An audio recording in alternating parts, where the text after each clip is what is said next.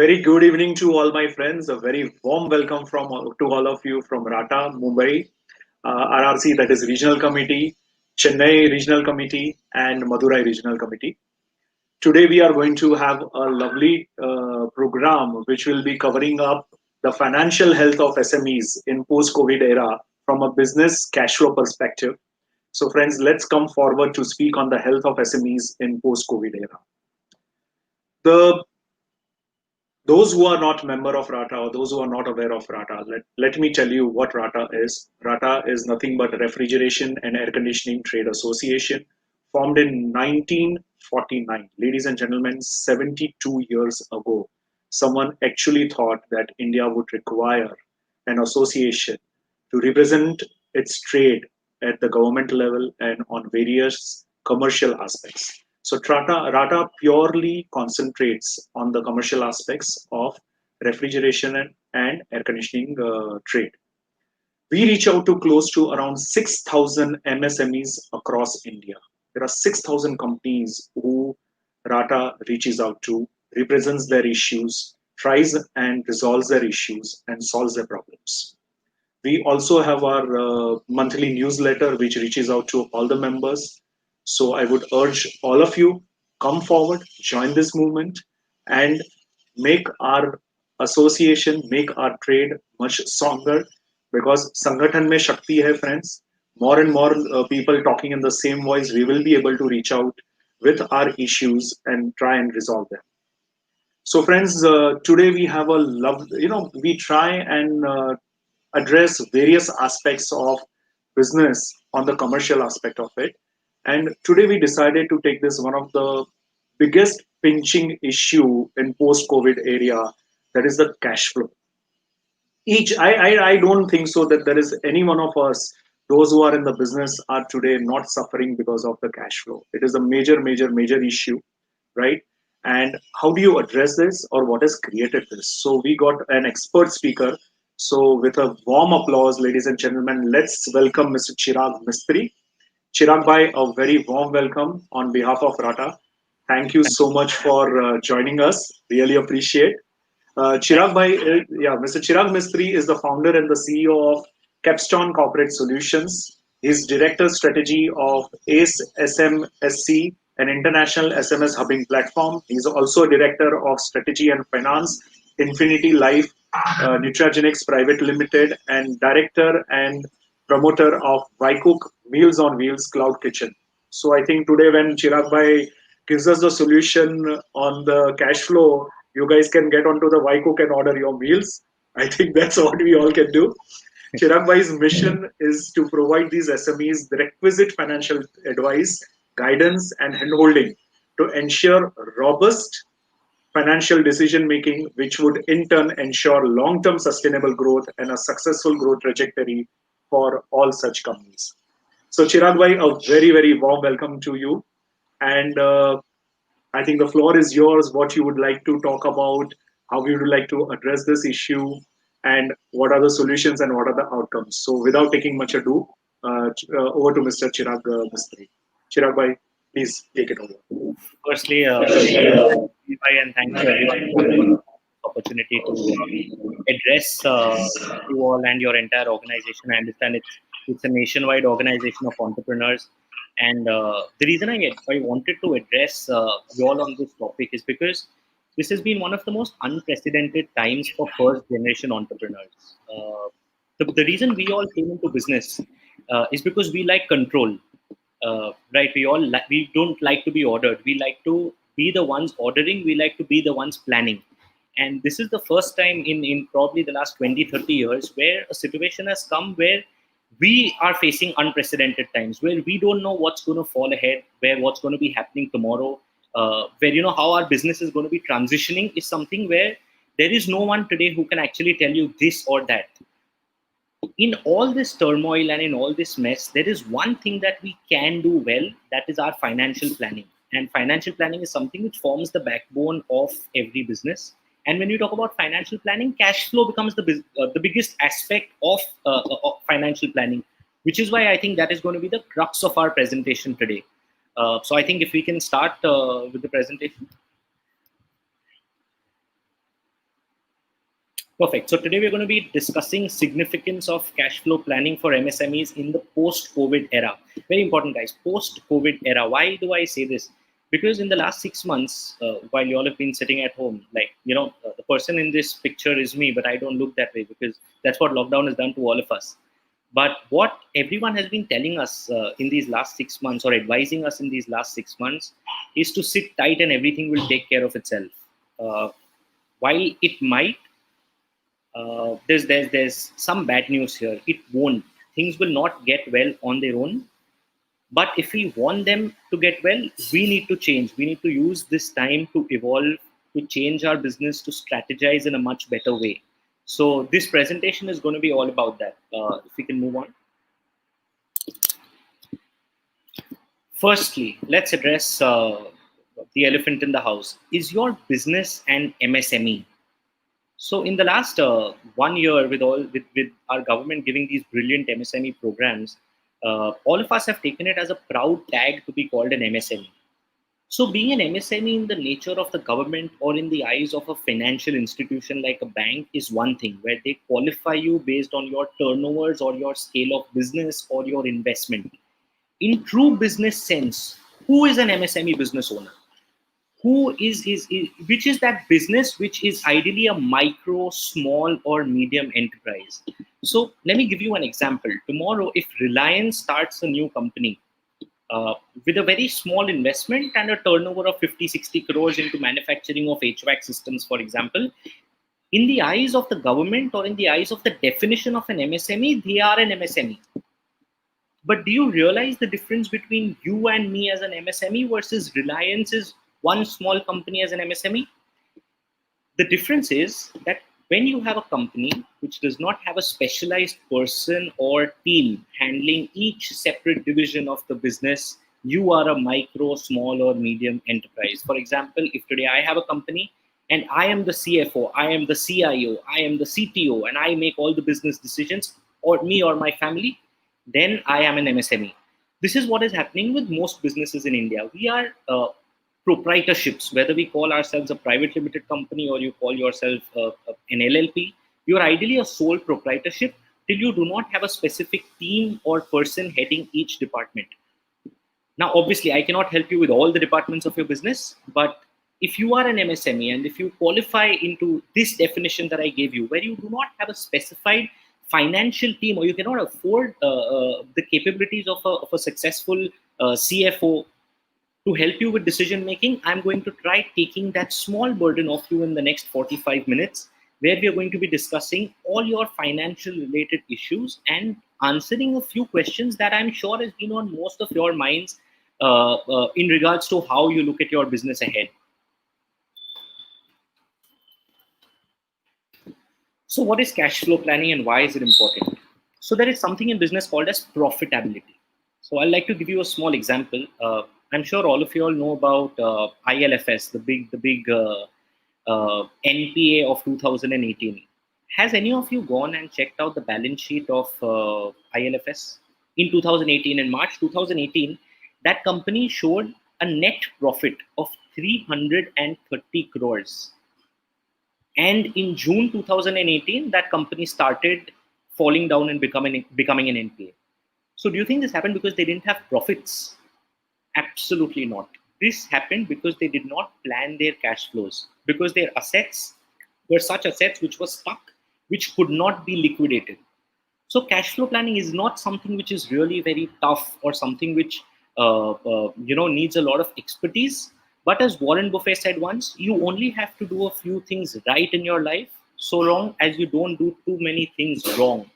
Cash flow decisions are those crucial decisions which, if taken wrong, can affect your entire heritage of your business and can bring it crumbling down in one day. For example, if you have a turnover of 10 crores and if without thinking too much, you got an order of 5 crores and you gave that person a 90-day credit just because it was a big order and that money did not come in, your profit on that 5 crores would have been 50 lakhs or a crore.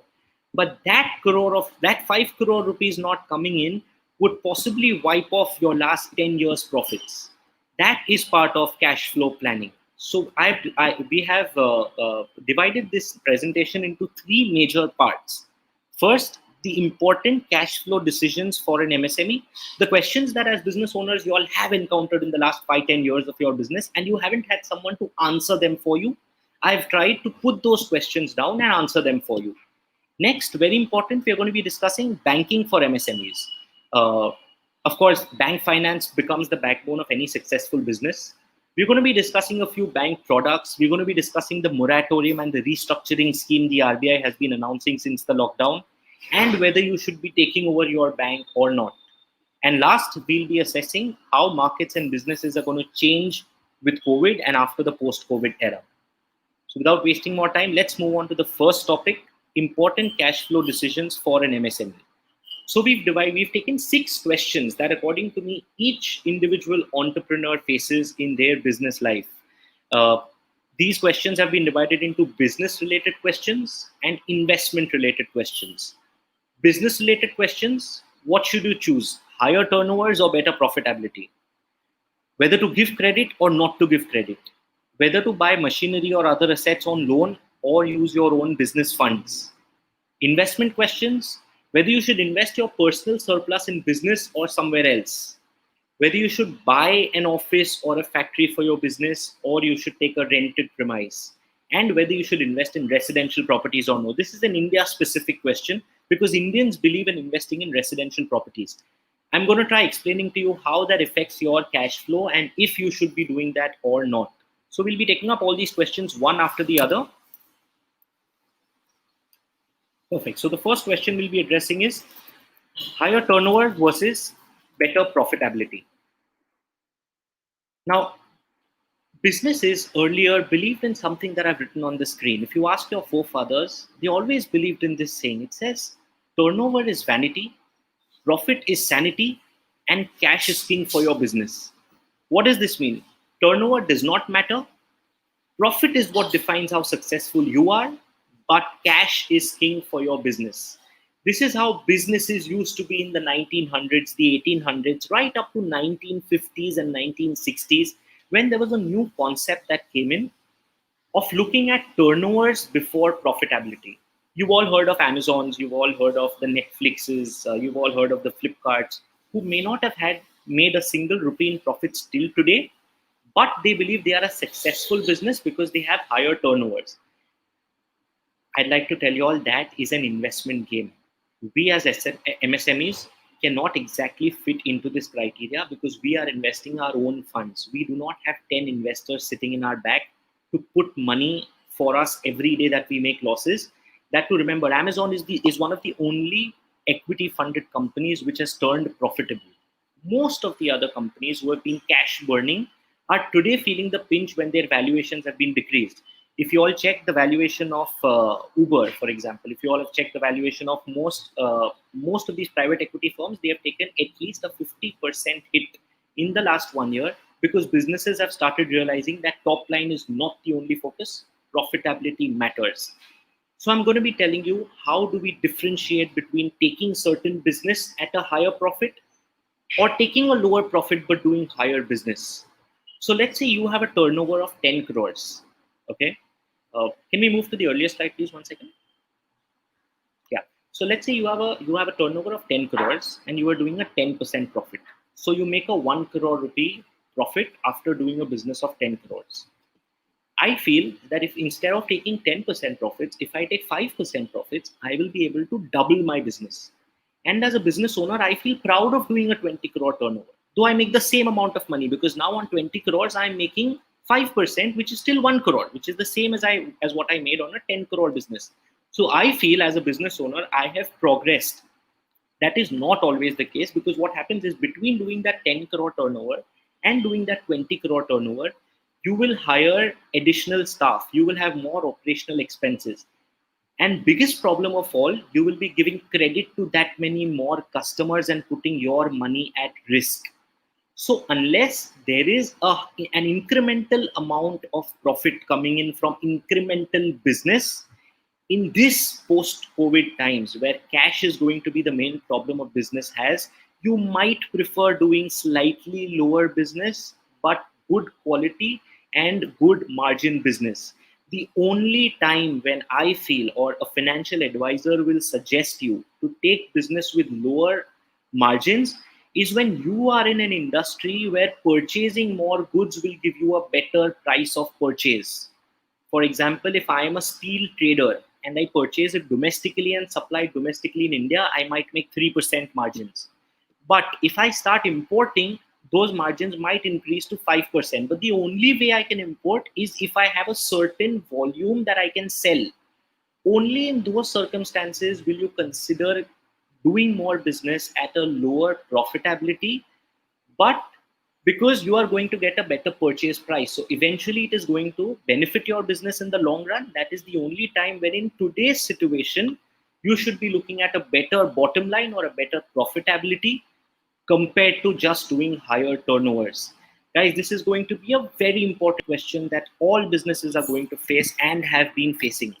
But in the last 5 years, where businesses have been growing considerably, this was not a question you needed to spend a lot of time on because businesses were growing. Now, when businesses are going to be stagnating, consolidating, or trying to slowly grow themselves back, profitability or good cash flow is going to be the backbone of your business. Yeah, can we move on now?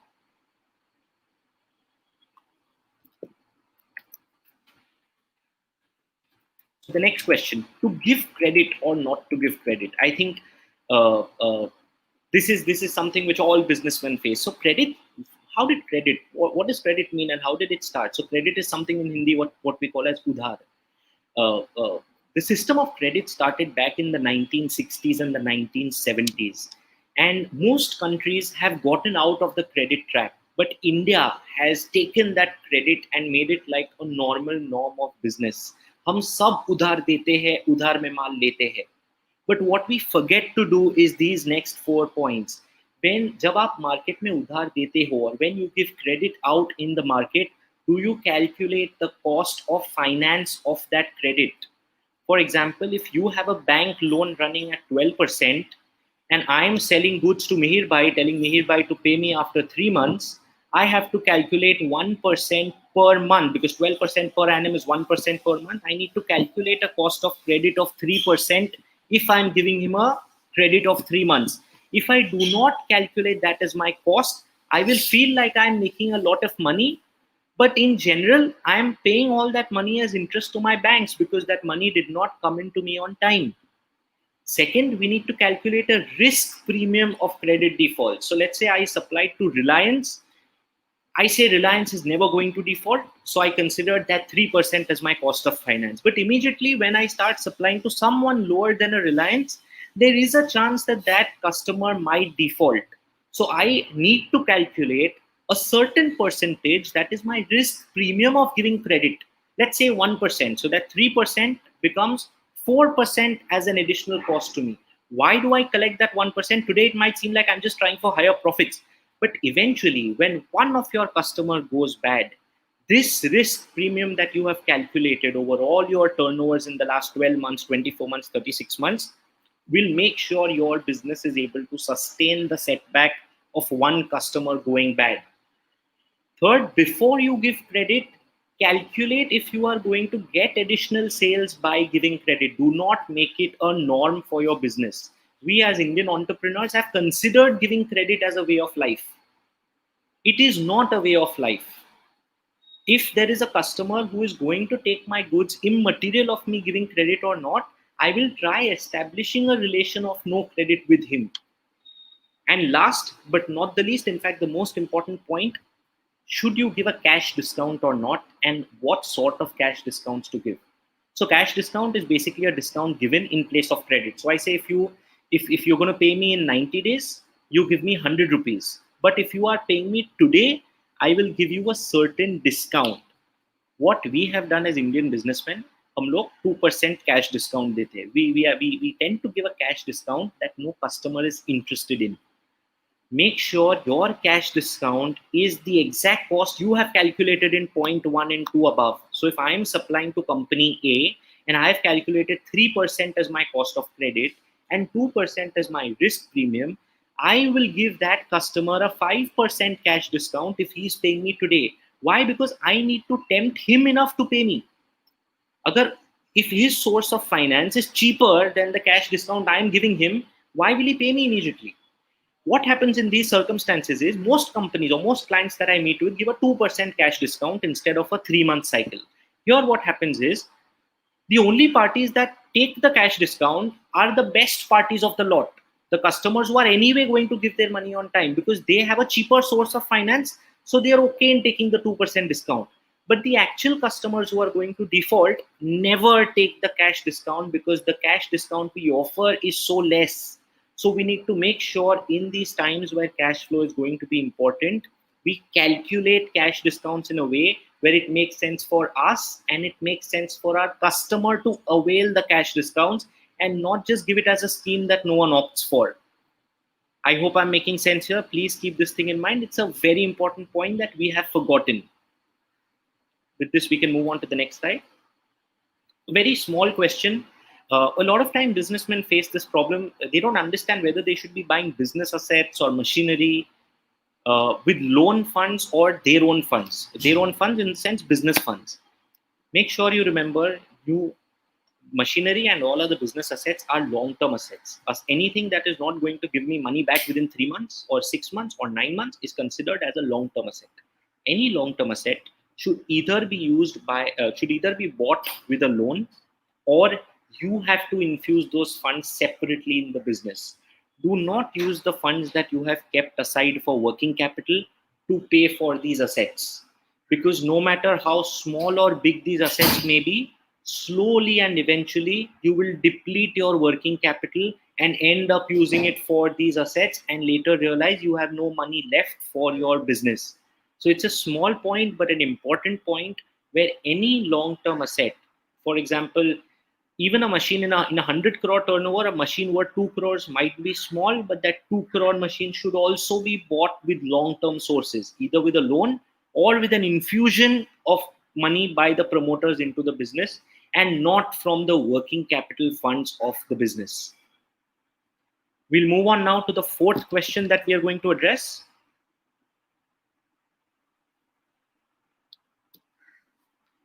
So this is an investment related question. I am an entrepreneur and I have a 10 crore surplus fund in my account, or I have a 1 crore, or I have a 10 lakh surplus fund in my account. Should I invest it in my business or elsewhere? Make sure you consider these next 4 points before making that decision. First, consider the cost of debt of your business. For example, if your business is borrowing from the bank at 9%, calculate, if you do not give money to your business and if you give that money outside, what is the interest rate you will get on that investment? If you feel you will generate higher than a 9%, do not put that money in your business and let the business pay its debt eventually. Use that money for that investment. But when you are making that investment, make sure to factor default risk of that investment. Any investment in today's date that guarantees you more than a 9, 10, 11% has an element of risk. Someone recommends a certain stock to you. That stock might give a 15% or a 20% return, but there is also a chance of that stock going down. While if you're putting that money in your business, you are definitely saving that 9% or 12% or whatever your cost of finance is. So make sure you factor in the default risk premium before putting your money into mutual funds, before putting in your money into stock markets. Avoid speculation, because at this point of time, you, me, or no one knows where markets are going to go or which investment is going to be safe or unsafe. Your business today might be your safest investment or your safest bet to park your money, and it will also help you deleverage your business. What do I mean by deleverage business? It means decrease the liability of the business. Today, if my business has a loan of 2 crores and I have 50 lakhs kept, I might want to put that 50 lakhs in the business and repay the loan worth 50 lakhs, because that will give me a good night's sleep and also save me that 9% interest that today I'm paying to my bank. In a time where we are not sure about business profits, cutting on our interest cost is also as good as a profit made by us, right? let's move on to the next question.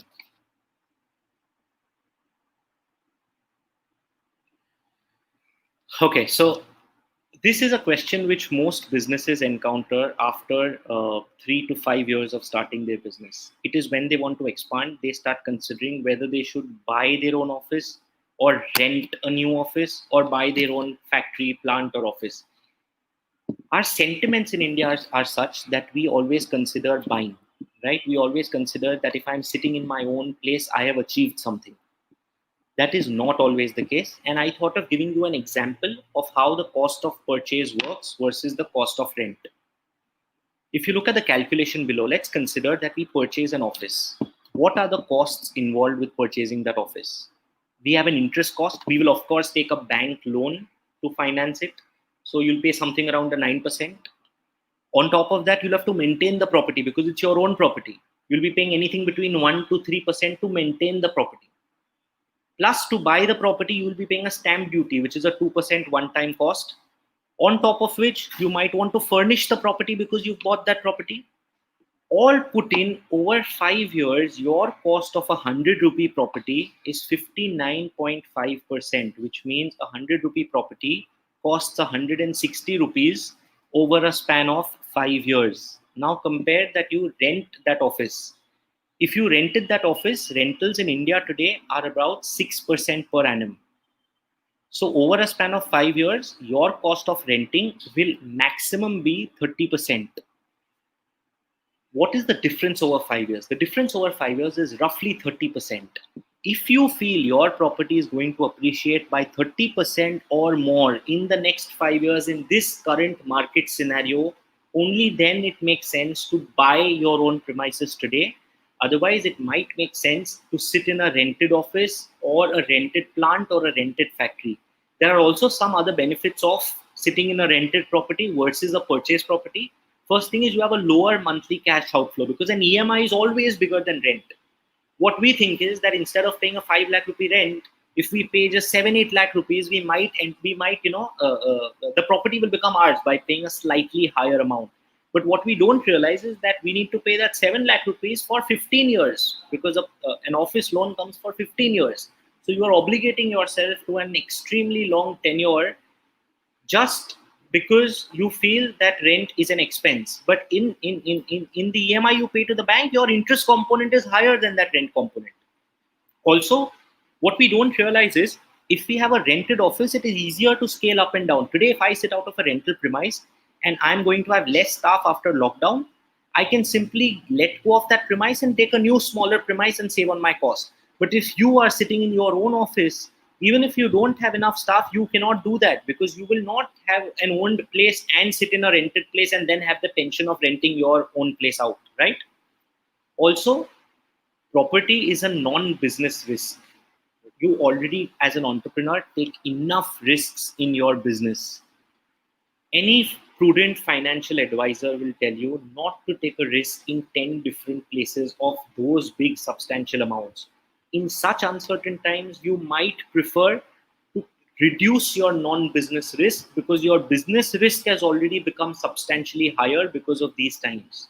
Also, of course, if you take a loan to buy that office, you will increase the leverage or the obligation on your business, and it might make sense at this time not to do that. So as an investment, it might always make sense to buy a property, but that is something from an investment point of view, not from a business point of view. From a business point of view, it usually makes sense to sit in a rented office or operate from a rented factory, which is why all the big companies of the world, the Googles and the Amazons and whichever big company you take, will never buy fixed assets. They will always rent them out because they know the importance of being able to scale up and scale down when required, to be able to shift to a lower rent when the markets drop, to be able to take a bigger space if required, and not put in a chunk of money at once into one asset. Keep this in mind. Leave sentiments out while taking business decisions. Do not buy an office just because it makes you sentimentally happy. We'll move on to the next question. Now, should you buy a new residential property or not? Or should you sell your existing residential properties? At this time, should you buy a residential property as investment?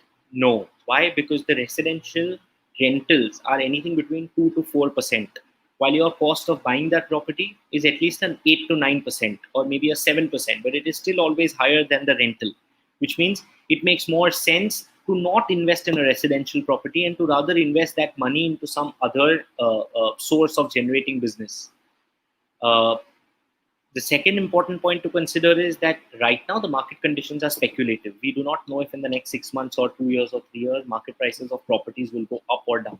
So it is the most riskiest time to buy a residential property. Also, there are significant resaleability issues. We usually buy properties in upcoming townships. What we don't realize is that our flat in that township is one among 1,000 flats. And when we want to sell it, there are 900 other people you are competing with to sell your house. So even though you will have a market value of 5 crores of that property, when you actually go to sell it, you might not even be able to sell it in 4 crores because there are a lot of more options a buyer has to buy within his budget. And of course, it puts more risk on your business and increases your fixed outflows. The second question that we need to address with this is, if you have a property right now and your business is moving into a little bit of a turmoil, should you end up selling it? Of course, you will not get the market price right now, but should you sell it at a lower price than market? At times, it might make sense. Why? Because if I'm not going to be selling it today, I'm going to be borrowing money for my business from somewhere else. So you need to compare the returns or the cost of money in your business versus the returns in your property. For example, you have a 5 crore property. Today, you are being able to sell it for 4 crores. If you would have borrowed those 4 crores at 10% interest, you'll be paying 40 lakhs interest on that money. Do you think your property is going to appreciate from that 4 crores by 40 lakhs every year? If yes, do not sell the property and rather take a loan. If you feel no, the times are uncertain and my property might not appreciate by 40 lakhs every year, I might consider selling off that property at a lower price. That's exactly the second point: cost of holding versus loss on sale. What is bigger? Is my cost of holding that property bigger, the interest that I will pay to the bank, or is my loss on sale bigger? Whichever is bigger should be taken for consideration and accordingly make your decision. Also, the importance of free cash flows. In these times, having money in your hand is much better than having money in 10 different buckets of properties. You might want to have the peace of mind of having that money in your bank account. As I said earlier, and I repeat this, business and emotions together make a bad mix. You either do business or you take decisions by emotion. But for your business, emotional decisions are not the best decisions. Right. So with this, we complete the first set of questions. Those were cash flow related questions that businesses face. What we are now going to move on to is banking for MSMEs, where we're going to study the cash credit facility. That is the most common type of loan that most businesses will have. We'll be studying about the new moratorium scheme, which RBI had given for the last 6 months and how it has affected your business. Also, another new word that we are hearing from the RBI very regularly now is restructuring. So what is restructuring and should you restructure your loans is the next thing we'll discuss. And the last point we'll discuss is the government's emergency credit line. The 20% loan that you've been hearing, that's exactly this. The name of that product is government's emergency credit line. So we'll be discussing that. So moving on to the first product, the cash credit facility. So I'm sure most businessmen will know what a cash credit facility is. It is like a credit card for your business. Like an individual has a credit card, a business has a credit account known as a cash credit facility. The most common problem that businesses have is that they say that my bank's eligibility is always less than what I actually require. We always feel that the bank sanctions a lower amount than what my business wants. If I want 5 crores, my bank gives me 3 crores. Now I'm going to try and make you understand why is this gap? Why does a bank consider your requirement to be lower than what you actually require the money for? So a bank funds you for working capital. A cash credit facility is for working capital. What is your working capital? Your working capital is the money that you have in your stocks or inventory. You add to that the value of debtors. Debtors is udhari, जो आप market से पैसा आना बाकी है. So let's say I have stocks of 100 rupees and I have debtors of another 100 rupees. My requirement is 200 rupees. Out of that, let's say my creditors, people who have paid me in advance, so that is money that has come into my, people that I have not paid for when I've purchased, so that is money still in my system. Let's say I have creditors for 80 rupees. So my actual requirement is 100. plus 100 minus 80. So my requirement is 120 rupees as per bank eligibility. Out of that, the bank says, we want you to pay 25% as your own margin. The bank says, if I sponsor your entire, or I pay you for your entire working capital, there is no money stuck from your end. So the bank always considers 25% as your margin. So on 120 rupees, that will be 30 rupees. So what the bank will actually give you is 90 rupees. When your stocks are worth 100, your debtors are worth 100, you have creditors of 80 rupees, the bank will actually, instead of giving you 120, will give you 90 rupees as your eligibility. So that's from the bank's eligibility point of view. Now let's see what business owners' expectations are. So we expect the bank to give us for stocks, for debtors, subtract the creditors, and come to the same 120 rupee total. What we don't understand is that we have to put in the 30 rupees for ourselves, or a lot of times we don't have that money.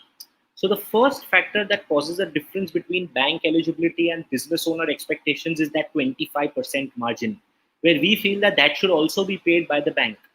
Also, what we tend to do is we use that business credit account to pay our salaries, to pay our tax, to pay other business expenses. We also, if there is a debtor which has gone bad, where has the money gone from? It has gone from that same business account. Also, let's say we purchased a small residential property worth 1 crore of rupees somewhere else and put money from our business, because at that point of time our business had a lot of free cash. We considered that the bank is going to fund us for that also. So while the bank can actually fund you 90 rupees, what your expectations will be 200 or maybe 300 rupees, because you have put money into uses that the bank does not fund you for.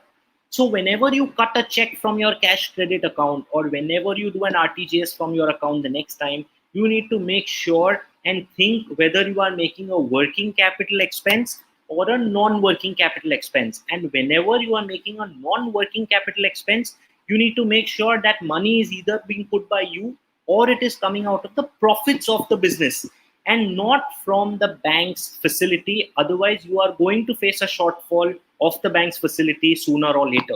So this was a small understanding on the cash credit facility. So all of you all can, I hope this has given you a small understanding as to why what we usually expect from banks is not what banks give us. We'll move on to the next question now.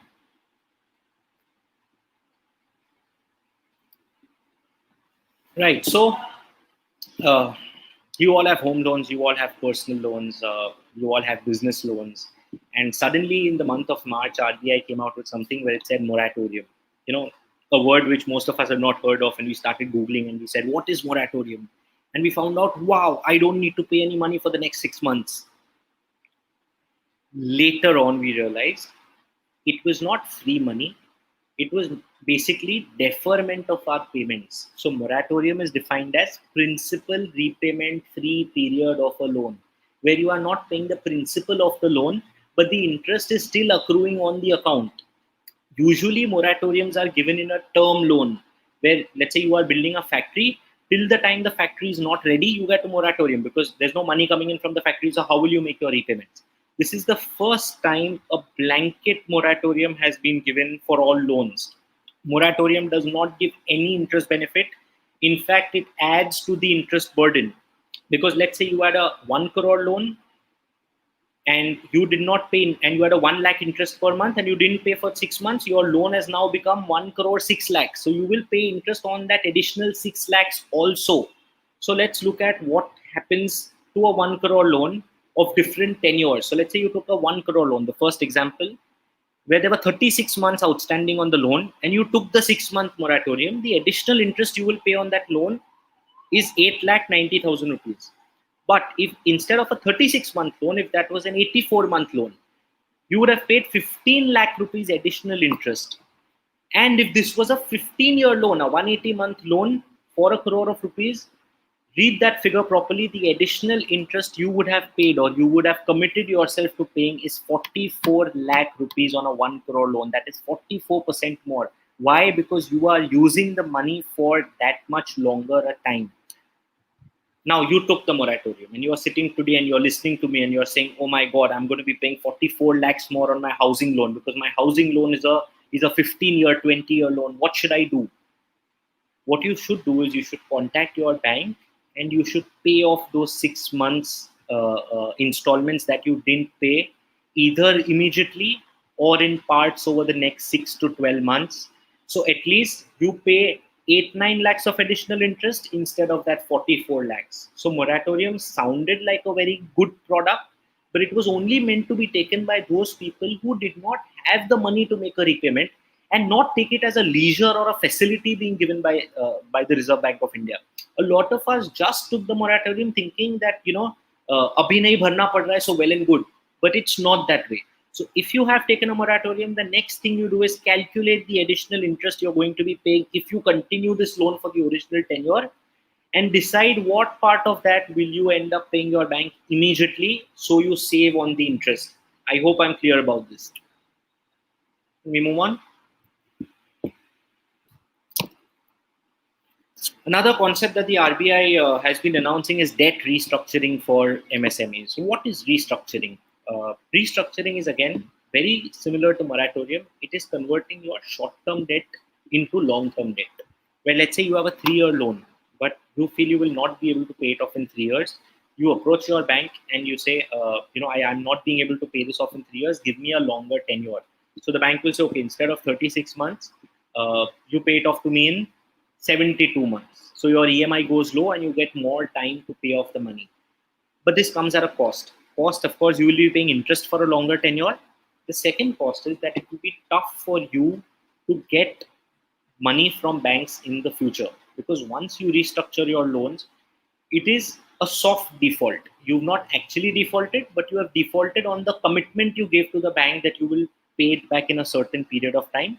You have gone back on that commitment. So the next time a bank funds you, it will scrutinize you much more. So you should only take or only restructure your loans if you fall into one of the next 5 categories. The first is your working capital has been used in purchasing a long-term asset. So for example, I had a working capital of 5 crores and I took 2 crores out of that to buy a property. And now that I'm not being able to sell that property, and I might default on my loans because I have to pay a monthly EMI. In that case, you might want to restructure your whole 5 crore loan so that you might pay it in time, but at least you will pay it. The second reason might be that a high value debtor dishonors the payment. So let's say I supplied to party A and party A is now saying that he cannot pay because COVID has been a bad situation for it. Who's going to pay for that shortfall in the business? It might make sense that we restructure our loans, make them for a longer tenure, so it becomes easier for us to pay off that money of the debtor from our future profits. A lot of times, our chartered accountants or business owners decide to show higher profits by not writing off dead stock. What is dead stock? Stock that you know you're not going to sell. For example, if I'm into the trade of garments, fashions change every year, right? So if I have stocks worth 1 crore this year, it is not going to sell for 1 crore next year. So I have to write them off. I have to write off the value for which it will actually sell. But I don't do that. What happens is I show higher profitability, I pay higher tax, I get higher banking limits, but that money is not going to come in. If this happens over a period of 5 years, 6 years, 7 years, you might reach a point where most of the money that is showing in your business is actually caught in the dead stock. You might at such times want to restructure your loan. The next 2 points that might cause or might be situations where you want to restructure would be if you have a big shift in business models, where if you were doing a manufacture or if you were doing a trading business, and all of a sudden you realize if you want to sustain, you need to manufacture. You get into manufacturing, you might not be able to pay off your old loans. In that case, you might decide to restructure your loans. Or if you did not have enough collateral and you started your business with smaller banking limits and now you want to expand, but you can't pay off your old loans, you might want to change them to a higher tenure. But remember, restructuring might help you paying a lower EMI today, but in the long run, it will always be tougher for you to get newer banking limits. So take it with a pinch of salt and take it only if absolutely required.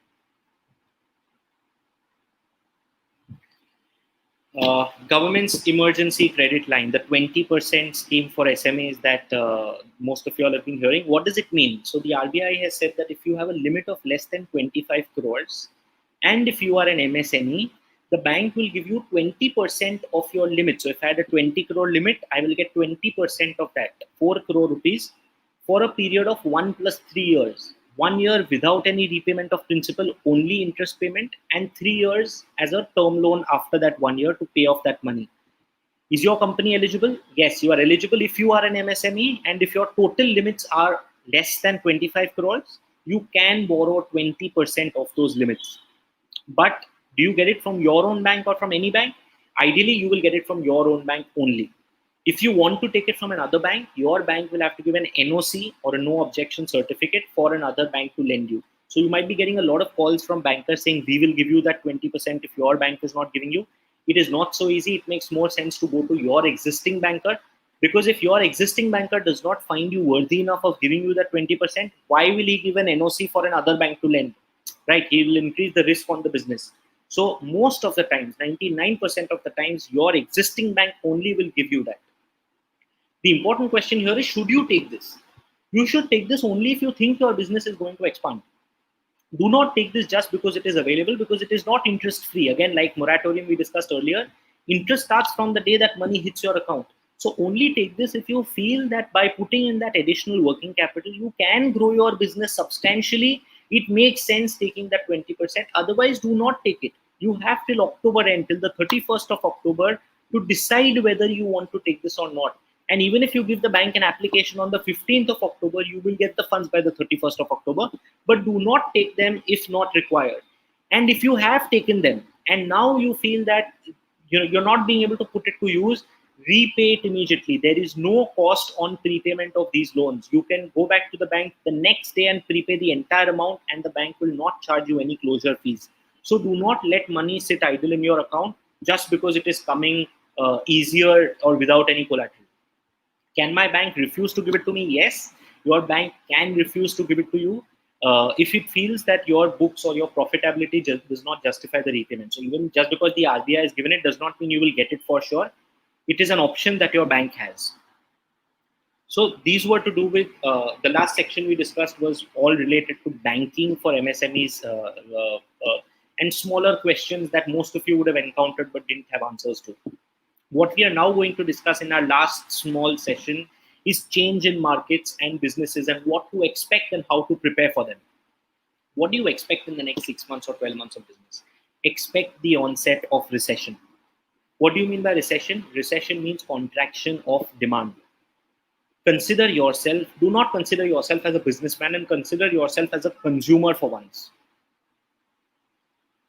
When is the next time that you will go and buy a Gucci bag? When is the next time that you will spend on Prada? When is the next time that you will buy a Jaguar? You will, but you will think 5 times before it. There are thousands and crores of people like you who are going to think twice before making an expense. What that does is it decreases the total demand in the market. When there is a demand in the market, there is market consolidation. If in your market, in the HVAC market, you have 1,000 players in Bombay, you might come to a situation where only 800 are able to sustain. That's what is called as market consolidation, where the smaller players, newer players, or unplanned players, players who do not plan their business well, will have to move out, while the others, the 200, 300, 400 businesses that planned well in advance, will buy them over or will consolidate their business. So there will be lower demand, but lower suppliers also. In return, if you are well planned, you will still get the same or higher business than what you got earlier. If you are one of those who, instead of getting consolidated, buy over the smaller competitors of your business. Remember one thing, this is not the first recessionary phase that we are facing. In 2008, 2009, which is considered as one of the worst recessions, 18% of businesses grew their business, grew their turnovers, and grew their revenues even in recession.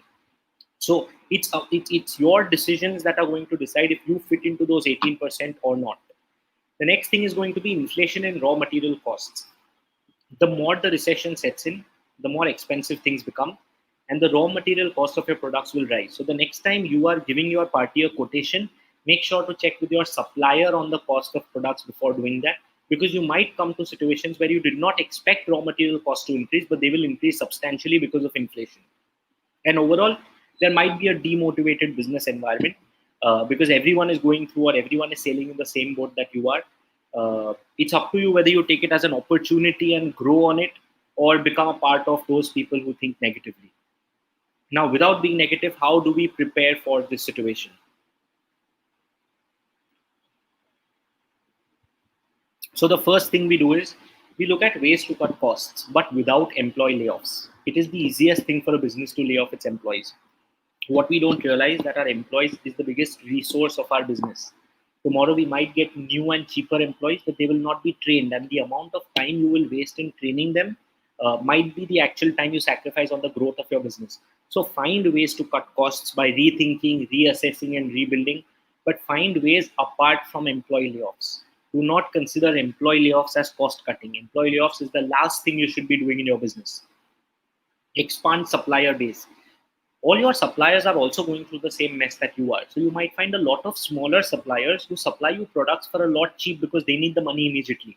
So this might be a time where you try tapping 3, 4, 5 suppliers for each product that you stock, because you might get a much better pricing in these times than you got earlier. Trade discounts, cash discounts will increase as recession sets in. So you might start getting your products even cheaper if you are able to have more and more suppliers added to your kitty. Try to digitize your business, because digitizing is a one-time expense. And of course, moving into the new era, it gives you a reduction in fixed costs. So digitizing, if you can, is always the best thing to do. Consolidate your competitors. If you can, take over businesses. If you are in a position where you feel there are 5 smaller people in your industry not being able to succeed, offer them and take them over. Maybe as employees, maybe as partners, but grow your business. Avoid fund diversion at all costs. This is not the time to buy properties. This is not the time to invest in the stock markets. This is the time to invest in yourself and investing in your business. Do not divert your fund outside your business, because when recession goes away and when you need to expand your business, you will need all that money. The last point is extremely important. Prefer forward backward integration instead of parallel businesses. What do we do when we feel our business is not running? Our first thought is kuch aur dhanda karte hai, right? We all start searching for a new business. What happens is that every time you do a new business, you have higher fixed costs, higher operational costs, because they are two separate businesses. So naya dhanda mat karo. Try forward or backward integration within your own business. For example, if you are a manufacturer, try to distribute your products yourself. That is called forward integration. If you are a distributor, try and see if you can start manufacturing part of the products yourself. Become a manufacturer. When you go backward or forward in your own business, you increase your business margin. Because if I am a manufacturer and tomorrow I'm going to start distributing too, I already have my 15% manufacturing margins. I also get the 5 to 7% margins of my distributor. So my margin, instead of 15%, might go to 25. And I'm in the same industry without much higher fixed cost. So instead of looking for new businesses and thinking of naye dhande, which you think in the night and sleep in the morning, think of ways where you can grow your business forward or backward by consolidation. These points, if you really think over them, can help you pre-plan what is going to happen in the next 6 months, 12 months, 1 year. Because whether you like it or whether I like it or not, this is going to stay for the next 12, 24 months. The way we do business is going to change. So you either evolve or you move out. The good thing here is, as I said earlier, and I'm going to repeat that, we all sail in the same boat. So no one is at a position of advantage. We all are at the same position.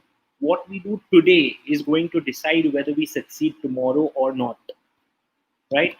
Let's move on.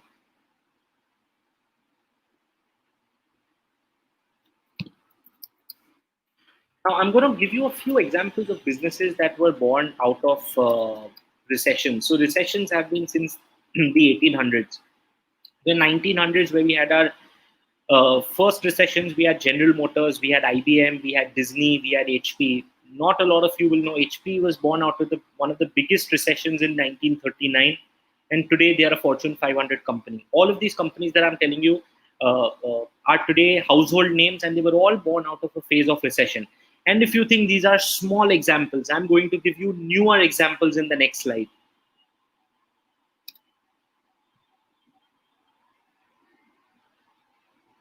Can we? Here you go. So in the last recession that we all remember, 2009, 2010, we had three of the world's biggest businesses that were formed: Uber, Instagram, and WhatsApp. All these three started back in 2009, 2010. And in fact, one of the biggest business giants of today, Microsoft, was also born out of a recession in America in 1975. These are just 8 examples. If you go and Google, you will find 500 such examples of businesses born out of recession. They were only people who understood what to do and how to do it right, and instead of being negative, started doing those things, and they made successful businesses out of them. So instead of sitting with your hands folded and blame this situation we are in, remember there will be someone who thinks of something well and comes out successful in your industry itself. It's time that's going to decide whether it's you or them. This brings me to the end of this small presentation. But before I end, I'm going to end with a quote by Mr. Henry Ford. Henry Ford was the owner of the Ford company. And this is a quote that I live my life by. It says, whether you think you can or whether you think you can't, you're right. Yes, read this again. Whether you think you can or whether you think you can't, you're right. Which means if you think you can succeed, you will. And if you think you can't, you won't. It's all a matter of thought, planning, and execution. And make sure you ingrain this in every decision you take in your life. It has helped me in the last 10 years of my career. And I'm sure a very simple saying like this, if understood in the right sense, can keep us positive and motivated about business. Uh, I'd like to end it here. If any questions, Meerbhai, I'll hand it over to you now. Meerva, you're on mute. I was making a statement that you have left all of us speechless in last 45 minutes, and actually I was muted, so that itself said that how speechless we were. Uh, I think the way you brought it forward was simply amazing, and I think your every slide, I think perhaps let me tell you that way, Chirag bhai, I think every slide itself can be a presentation of an hour itself or 2 hours itself. I mean, when I'm looking at the what do you say, the comments which are coming in, it is an eye opener for everyone. You know, simply amazing. So Chirag bhai, one thing is for sure. I think on the platform of Rata, I think I'm going to urge you. We are going to, I think, call you for a more detailed presentation on this, because I think every aspect what you have covered today, okay, requires much detailed analysis. I'm actually right now thinking on where all I've gone wrong or where all I've gone right, and I think I've got into that thought processes. I think simply amazing. So, a couple of questions which I would like to take it. I think which are there and which have come forward. Sure. My first question is, Chirag bhai, the fixation of the industry, I mean, for the turnover over bottom line, this is something which is a disaster, and somewhere I think everyone thinks that वो startup में जैसे चलता है कि today we are so much crore, suddenly an investor will come in, again will jump up to the next one, and the जो final वाला जो investor होगा वो बेचारा रोएगा. It is, that is the thought process what is going in. And you very rightly pointed out, I think this does not apply to MSME. Would you like to elaborate on that? I'll elaborate with an example. So there is a startup called WeWork. I'm not sure if all of you are aware of it. Yes. WeWork is a business office concept where they said we'll acquire real estate properties on rent and rent it out further to smaller businesses, something like an Airbnb. But WeWork Yes, came up with absolutely. this concept. In 2019, WeWork was valued at $42 billion when they actually went to investors to raise that fund. And their current valuation now is $9 billion. So their valuation is down to 20% of their valuation because of that top line focus. Because what businesses don't realize is that ultimately an investor looks at whether he will get his money back or not. Yes, sir, an investor, you are right. You might want to sell your business and you might have 100 people looking to buy your business. But if I'm putting in 100 rupees of my own in your business, I will want that 100 rupees back one day. And if I do not see the scope of profit in your business, I'll give you an example relating to your industry. I've had a lot of customers in HVAC itself. Now, HVAC is a service industry where you go and let's say you have an EPC contract and you're erecting and giving it to a customer. Now, if my normal profit margin is 15%, but if I feel that I will take a 5% hit and at 10% I'll do 10 contracts, it will never prove out successful for me. Why will it not? Because doing more turnover in your industry is not going to reduce neither my cost nor to an investor the scope of my business. Because ultimately, I am in the service industry. I can only give my time to an X number of projects, or my staff or my infrastructure can only look at X number of projects. If I do not earn out of those projects, me doing those projects makes no sense absolutely. So as MSMEs, we need to understand if our business is such where top line is going to help us. Like WhatsApp is a top line focused business. More the users, more the revenue tomorrow. Because tomorrow, if you put one ad on WhatsApp, just because 1 billion people are using it, 1 million will click on it and WhatsApp will make money. But is your business a WhatsApp? If your business is not a WhatsApp, this is not what you are supposed to be doing. You are supposed to be looking at the money you take back home. It's fine if you take a few risks and don't take back home money today, but at least tomorrow your margin should be back to what they were earlier. So that's how a business should be looking at profitability. Absolutely, Chirag bhai. So I think today you have taken over the most asked question during our discussion is कितना बड़ा company है, कितना turnover करते हो? That is the basic fixation, and then people decide how successful you are. Correct. So thank you for. I think you brought out a very relevant topic on profit. So I think you there was one slide which I saw. Is it making sense of putting whatever you are earning from your business back into the business? It depends on time to time. So it's a very subjective question, and I'll have to answer it at length. If you're asking me this question today, yes. Why yes? Because where else do I invest in? I have fixed deposits to invest in. I get a return of 4%. I have real estate to invest in, which forget getting me money tomorrow might not even give me my money back. True. I have the stock market to invest, which is speculation. You might be right, you might be wrong, but as a business owner, I have enough business risk. I will not like to sleep with another risk at night. So what do people in business tend to do? They give money in the market at their kapa. You know the concept we have in India, 1.5% you take money out of your business and you give it out. This is not even the time to do that. Because if you are having cash flow problems, everyone is, all the people you are giving the money to also. And in the stock market, you at least know what's happening every day. Here, when you give money to a personal party, you don't even know if that money is going to come back. So today, if you ask me, it makes sense putting all your money back into the business. If you would have asked me this 1 year back, I would have said you need a systematic plan to withdraw money from your business. Because ultimately, what matters is your wealth.